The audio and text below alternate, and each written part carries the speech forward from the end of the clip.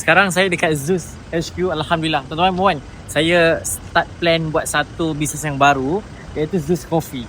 Zeus Coffee yang kita akan buat, kita akan start masuk jadi usahawan Zeus Coffee untuk masuk event-event dan jual coffee Zeus. Dan kenapa saya buat benda lah ni? Sebab saya nampak before this, business model saya Ang's Popcorn memang dah ada masuk event semua. So, apa yang benda yang saya boleh buat, saya just copy paste dan masukkan satu produk yang baru. So, sekarang ni saya dekat dia punya showroom. This is our showroom. Dia punya warehouse. So, kita akan pick up barang-barang ni semua.